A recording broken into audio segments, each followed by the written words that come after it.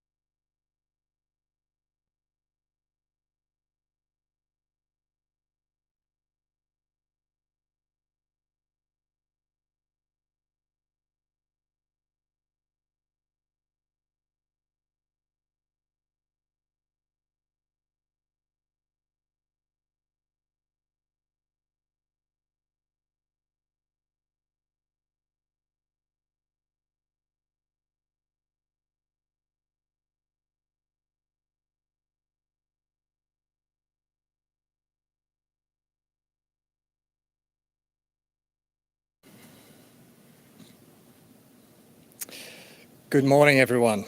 My name is Peter Larden and I'm from Canada, and I'm also proud to serve on the board of directors of the Ocean Supercluster. It's my honour to host you here today for an exciting Ocean Supercluster project announcement and an important step in the digitalisation of our offshore oil and gas industry.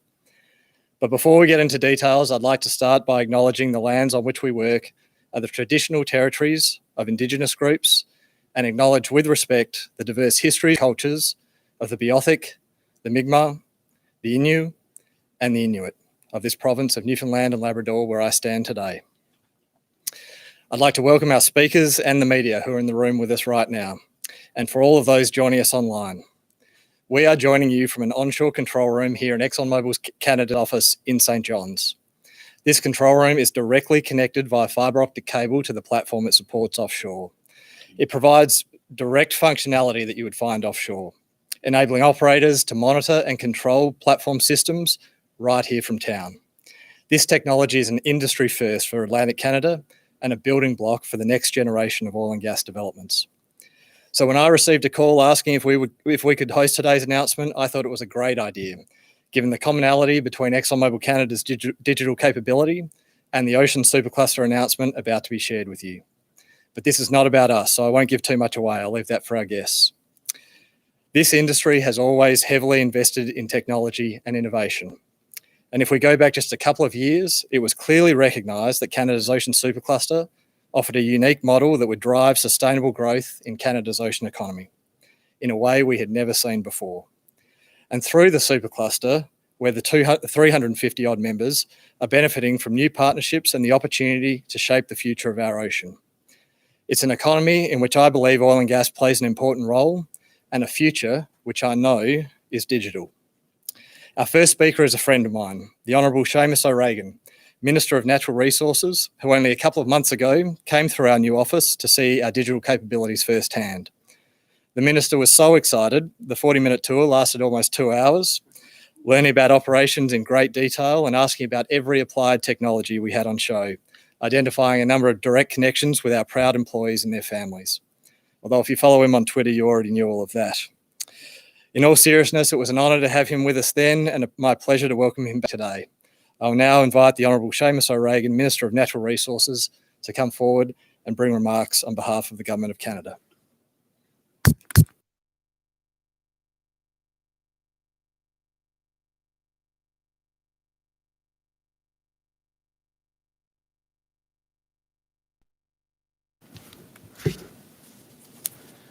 Let it be noted that Peter Larden is a full-service CEO. Wipes off the mic, wipes off the podium.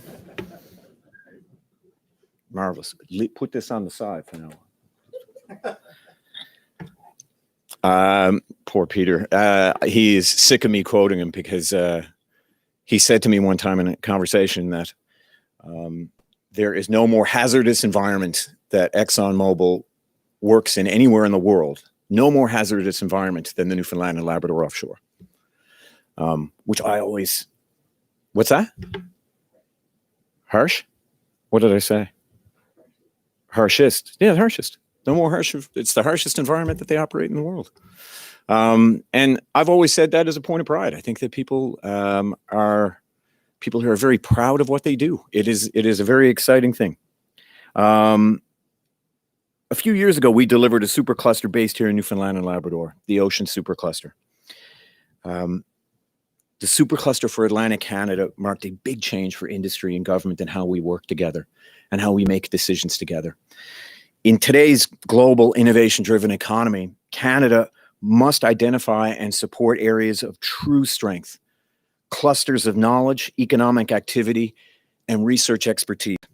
From big firms to small businesses, from universities and governments, we wanted to foster stronger connections amongst leaders of innovation because we know that's where the best and the boldest ideas come from. Those collisions that we were talking about yesterday when we talked about the new innovation center that we're going to be opening. This is an ambitious $950 million investment with industry, and it's paying off. Today, we celebrate another exciting project, which will have a wide range of applications in our offshore, as well as for other ocean industries. The Digital Offshore Canada project will create digital twins, that is to say, computer-generated models of ocean operations. Being able to model ocean operations in a virtual setting will improve safety and it'll reduce environmental risk. Industries such as aquaculture and offshore oil and gas can use these simulated environments for testing to enhance operations, to mitigate risks, and to train for emergency and environmental response. Canada's Ocean Supercluster will provide up to $9 million in funding for all phases of this project, matched by $9 million in commitment from industry partners. The project is another great example of how we are investing to support Newfoundland and Labrador's increasingly digital ocean economy, and it is expected that 30 new jobs will be created. Let me congratulate Petroleum Research Newfoundland and Labrador, as well as project partners Hatch Limited, MNP, Virtual Marine, and GNI Simulations. We are taking on the world from right here at home. Thank you all and best of luck.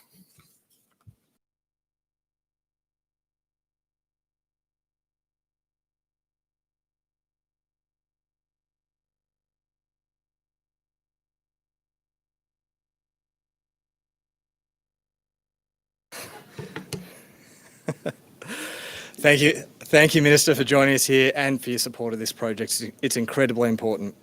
Next, I'll introduce Susan Hunt, Chief Technology Officer from the Ocean Supercluster. Susan oversees her project ideas from application to approval and to announcement.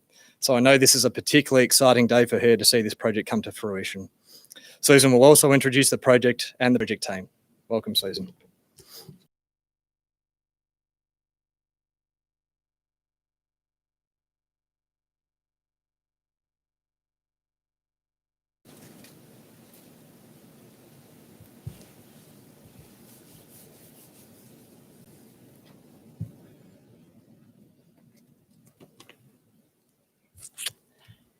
Thank you, Peter, and thank you, Minister, for joining us here today. Over the past several weeks, there has been a flurry of Ocean Supercluster project announcements, each very different and exciting in their own way. To date, we have 42 projects approved and $200 million in total project commitments. We are feeling incredible momentum from coast to coast to coast, with new projects and new partnerships that may not have otherwise been realized. Since March alone, we have seen a doubling in membership, hundreds of new project ideas, and the approval of 36 projects. And we're just getting started. So I stand here today to talk to you about our 21st project. And what I can tell you is that something transformative is hard and it takes time. I don't think any of us signed up to build the Ocean Supercluster from the ground up because it was going to be easy, though. This is a new way of doing ocean innovation in Canada. And we also know it is our time to emerge as a global leader in digital ocean, while also growing our economy in a sustainable and in an inclusive way. By 2030, the global ocean economy will grow to $3 trillion, far outpacing the growth of the broader economy. Nobody can argue that this year has been challenging for ocean sectors, but what we do now will shape the future in ocean and our offshore resources. And today is all about that future. Canada's Ocean Supercluster is thrilled to announce the Digital Offshore Canada project. With a total value of $18 million, Digital Offshore Canada will be delivered in phases, where Canada's Ocean Supercluster will provide up to $9 million in funding for all phases of the project, matched by $9 million in industry commitment. This project will accelerate digital transformation in our oil and gas industry, creating enhanced safety, greater productivity, and reducing our footprint. Petroleum Research Newfoundland and Labrador is leading this project and will work together with its partners, Hatch Limited, MNP, Virtual Marine, GRI Simulations, and delivered in collaboration with Memorial University of Newfoundland. And we are so excited to see them get moving. To provide more details on the Digital Offshore Canada project, I'd like to ask Dave Finn, CEO of Petroleum Research Newfoundland and Labrador, to share some more details.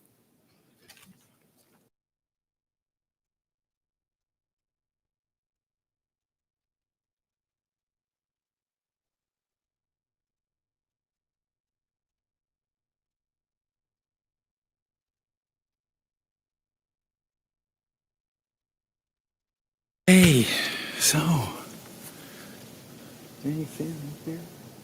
okay.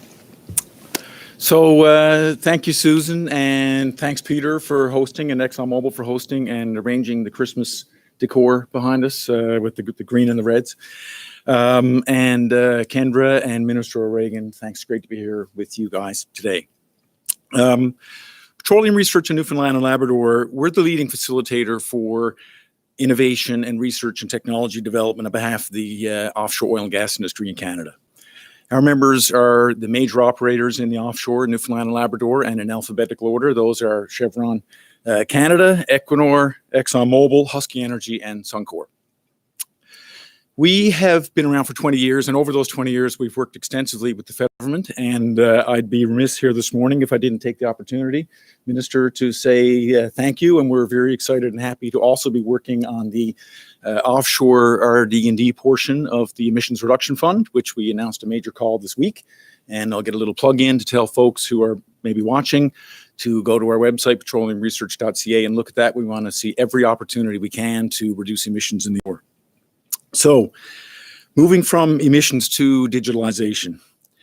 One thing I should emphasize actually is that digitalization, without any question, is one of the most potent levers we have for reducing emissions offshore. And this announcement this morning is about something that we think is going to be a key catalyst for that digital transformation. Digital Offshore Canada.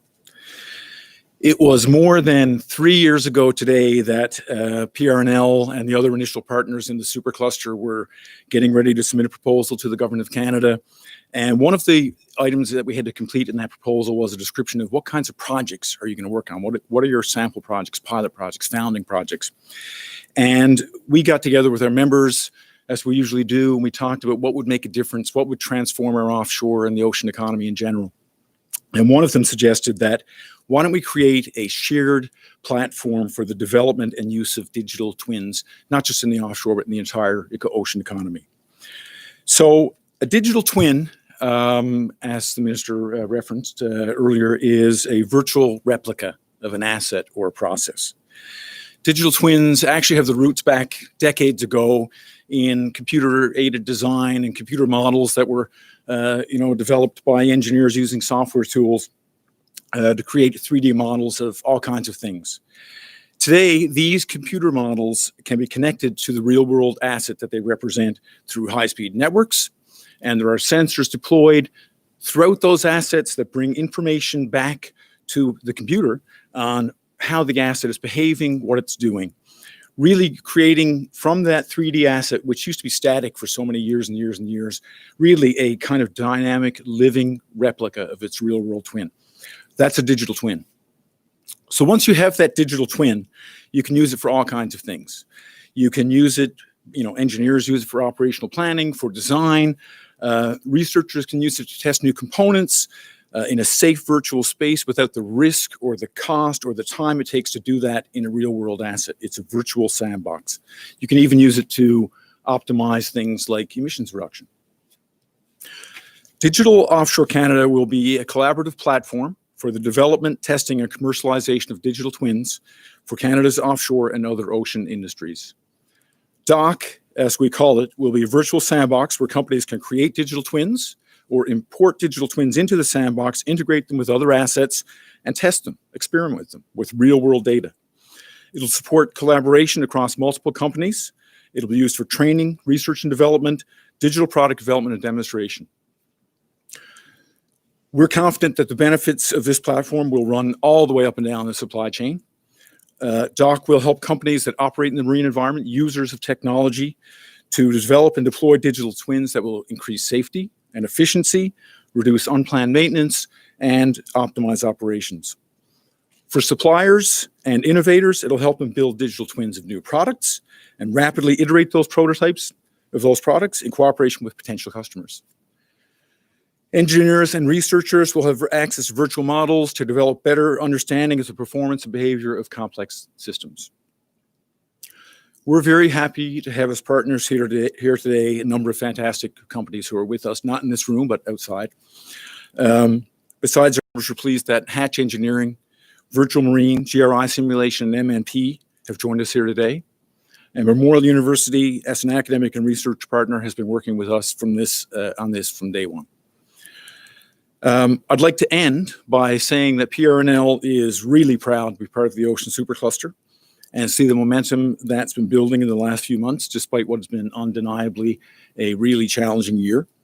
We're obviously still navigating in rough waters, but we see that with the launch of projects like DOC, that the momentum is turning, and we're hoping that 2021 will be a much more fun year than 2020 was. So Kendra, kudos to you and the team and Susan, and let's keep rolling. Thank you.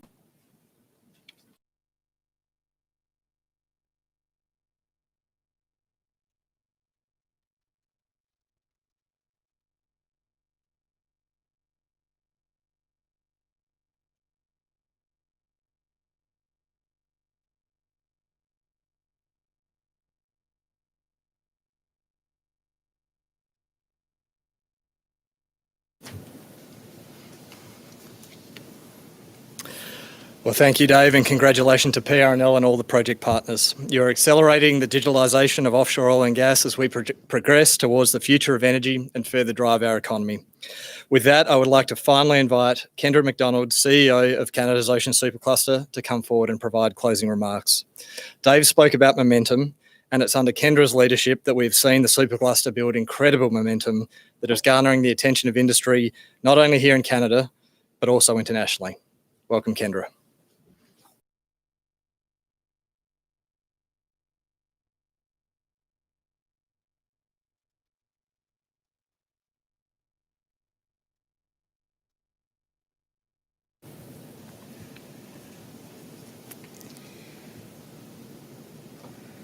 I think one of the challenges with live stream is the room is just so quiet compared to when it's live and you actually get a big round of applause, which this project feels like it really, really deserves. There we go.